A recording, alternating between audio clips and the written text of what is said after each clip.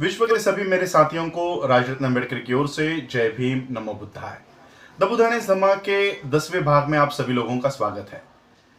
कल के भाग में हम लोगों ने देखा कि सिद्धार्थ किस तरह से सांख्य शास्त्र का, ध्यान साधना का, समाधि मार्ग का और तपश्चर्या का प्रशिक्षण करते हैं और अंत में वो सारी इस तपश्चर्या का त्याग करते हैं। सुजाता ने दिया हुआ जो अन्न है वो ग्रहण करते हैं और तपस्या का त्याग करते हैं। अब देखते हैं कि आगे क्या हुआ।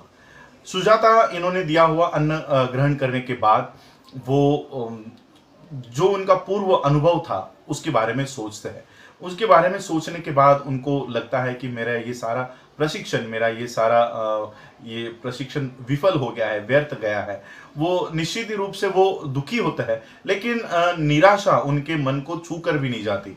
वो आशावादी होते हैं, इतना समय जाने के बावजूद वो आशावादी होते हैं कि नया किरण, नया मार्ग, नया प्रकाश उनको जरूर मिलेगा। और सुजाता इनका खाना ग्रहण करने के बाद वो जब सोते हैं, उस रात को जब सोते हैं, तब उनको नींद में 5 सपने आते हैं। दूसरे दिन वो उठने के बाद इन 5 सपनों का अर्थ ढूंढते हैं कि इन 5 सपनों का अर्थ क्या है। 5 सपनों का अर्थ उनको पता चलता है कि निश्चित रूप से उनको नया मार्ग मिलने वाला है, नया प्रकाश उनको प्राप्त होने वाला है। संबोधि वो प्राप्त करके ही रहेंगे, इस तरह का विश्वास और आशा उनको मन में आती है। तो वो सोचते हैं, चलो भविष्य के बारे में जानते हैं। तो सुजाता ने जिस कटोरी में, जिस पात्र में सिद्धार्थ को खाना दिया होता है, अन्न दिया होता है, वो सोने का पात्र लेकर सिद्धार्थ निरंजना नदी पर जाते हैं और वो खुद से कहते हैं कि अगर मुझे संबोधि प्राप्त होने वाली है, नया प्रकाश अगर मुझे मिलने वाला है, तो ये कटोरी ये प्रवाह के ऊपरी दिशा में जाए, और अगर मुझे ये संबोधि प्राप्त नहीं होगी तो ये कटोरी यहीं पर डूब जाए। तो ये जो कटोरी जैसे ही वो पानी में डालते हैं, ये कटोरी प्रवाह के ऊपरी दिशा में जाती है, और जहां पर काल नाम के नाग राजा का घर होता है, वास्तु होती है, वो वहां पर जाके डूब जाती है।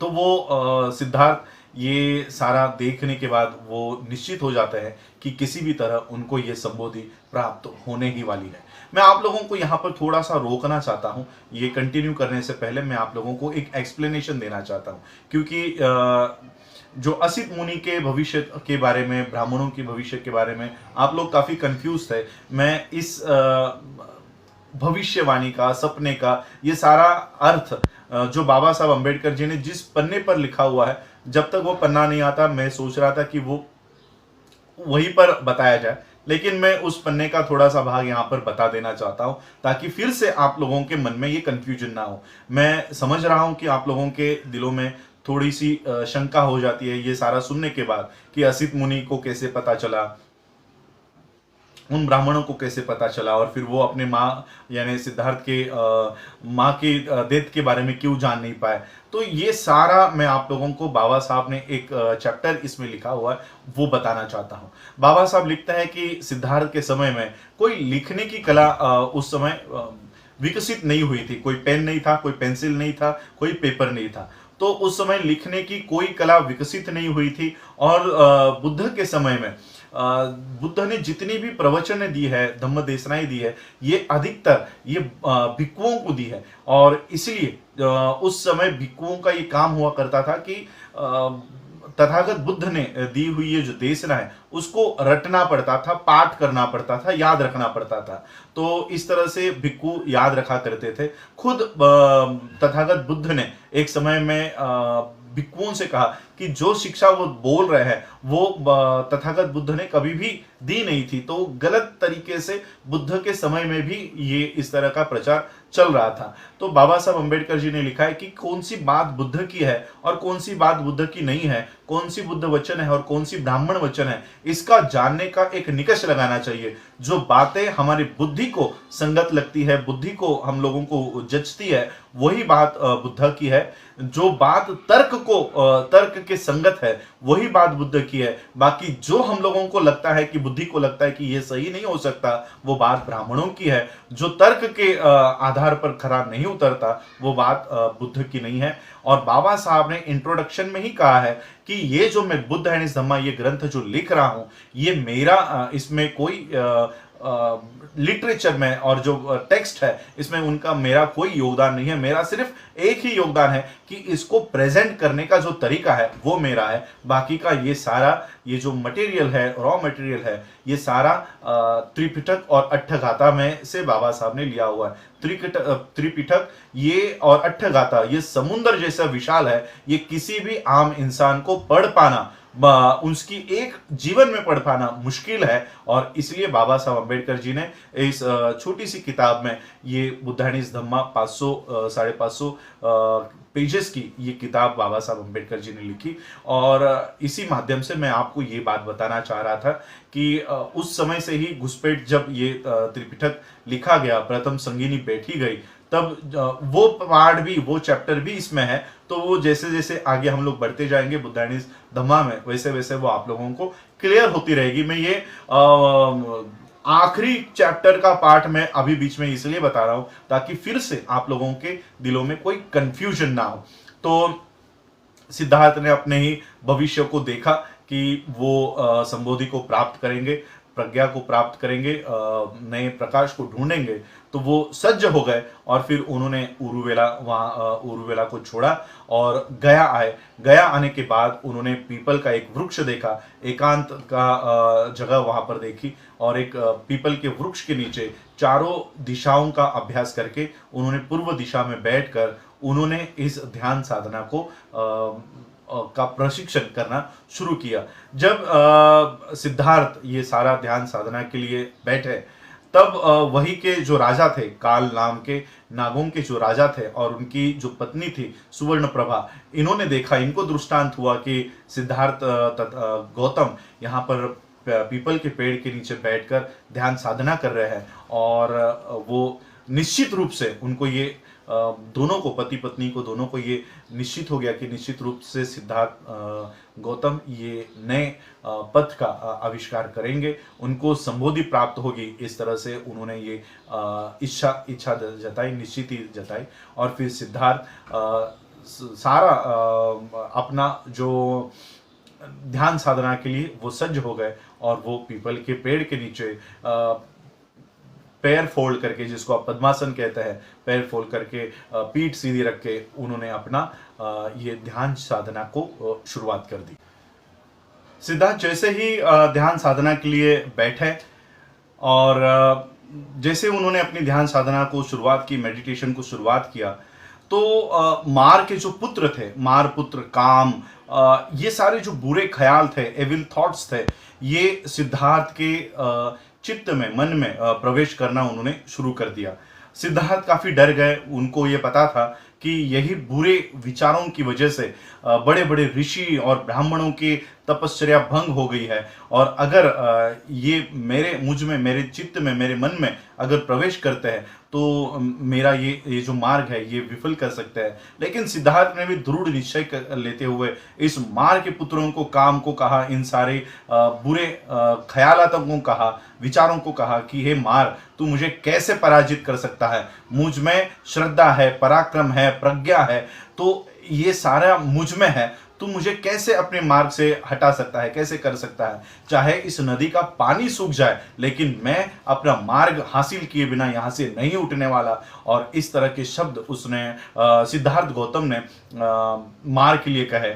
मार जो सिद्धार्थ गौतम के चित्त में इस तरह से प्रवेश करना चाहता था कि जैसे किसी कौवे को किसी मांस का टुकड़ा या कोई मिठाई अगर किसी पत्थर पे पड़ी होती है तो जिस तरह से वो कौवा झपेट पड़ता है, उस तरह से ये सारे बुरे ख्यालात सिद्धार्थ के मन में, चित्त में प्रवेश करने के लिए झपट पड़ रहे थे।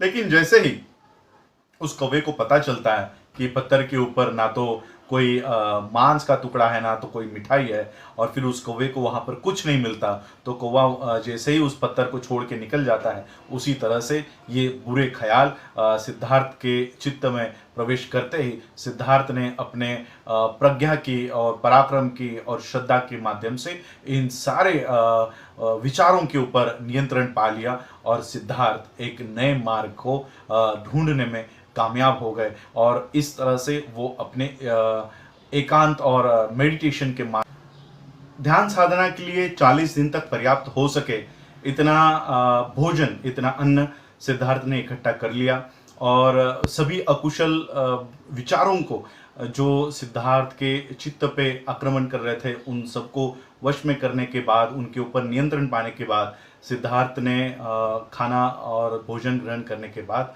वो 4 हफ्ते के इस मेडिटेशन के और एनलाइटनमेंट संबोधि प्राप्त करने के लिए वो संकल्पित हुए। उनका ये जो मेडिटेशन था ये 4 चरण में उन्होंने शुरुआत की इस मेडिटेशन ध्यान चित्त की एकाग्रता के लिए। पहले चरण में उन्होंने जो सम्मिलित किया वो था कारण और खोज। ये जो 2 भाग है इनको उन्होंने फर्स्ट स्टेज में, पहले चरण में इसमें सम्मिलित किया और इस तरह से उन्होंने कारण के ऊपर और खोज के ऊपर सारी पढ़ाई की और वो मेडिटेशन का पहला भाग लिया। दूसरे भाग में उन्होंने, दूसरे अवस्था में वो चित्त की एकाग्रता को उसमें सम्मिलित किया कि किस तरह से चित्त की एकाग्रता को हासिल किया जाता है। और तीसरी अवस्था में उन्होंने समभाव और सचेतना इन दोनों को शामिल किया। और चौथी भाग में उन्होंने निर्मलता को समभाव और समचित्तता को सचेतना में शामिल कर लिया। इस तरह से उन्होंने जब उनके चित्त को एकाग्र कर लिया, दूषण रहित कर लिया, दोष रहित कर लिया, ग्रहणशील कर लिया, भावना रहित कर लिया और अपने उद्देश्य को भूले बिना सिद्धार्थ गौतम ने अपना सारा ध्यान उस समस्या के ऊपर केंद्रित कर दिया जिसके लिए वो गृह त्याग करके आए थे। और उनकी वो जो पहली समस्या थी कि संसार में दुख है, संसार की जो पहली समस्या थी कि संसार में दुख है और दूसरी समस्या थी कि किस प्रकार इस दुख का अंत करके मानव जाति को कल्याण और सुख के पथ पर लेकर जा सके। तो ये 2 सवालों के ऊपर उन्होंने सारी एनर्जी लगाई, सारा ध्यान उसके ऊपर केंद्रित कर दिया। पहली समस्या कि जग में दुख है, विश्व में दुख है, और दूसरी समस्या थी कि इस दुख का कोई निवारण हो सकता है, एक मार्ग हो सकता है। तो इस तरह से 4 हफ्ते तक लगातार उन्होंने ध्यान करने के बाद अंत में ये अंधकार दूर हुआ और एक नया प्रकाश उत्पन्न हुआ, अविद्या दूर हुई, ज्ञान उत्पन्न हुआ और उन्हें एक नया मार्ग दिखाई पड़ने लग गया।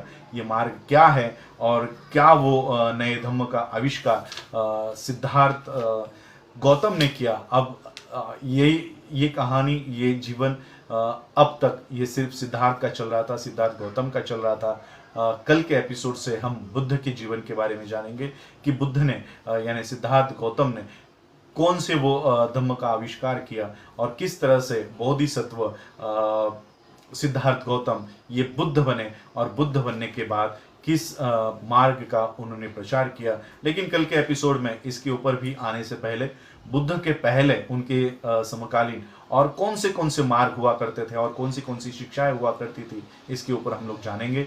आज आप लोगों ने मुझे सुना, उसके लिए आभार, धन्यवाद। जय भीम, जय भारत, जय बुद्ध। हमारा हौसला बढ़ाने के लिए हमारे चैनल को सब्सक्राइब कर लें और बेल आइकन को दबा दें, जिससे हमारे आने वाले वीडियो आप तक पहुंचते रहें। आपको ये वीडियो कैसा लगा कमेंट बॉक्स में अपनी राय भी देते रहें। आपका एक लाइक हमारा हौसला अफजाई करेगा।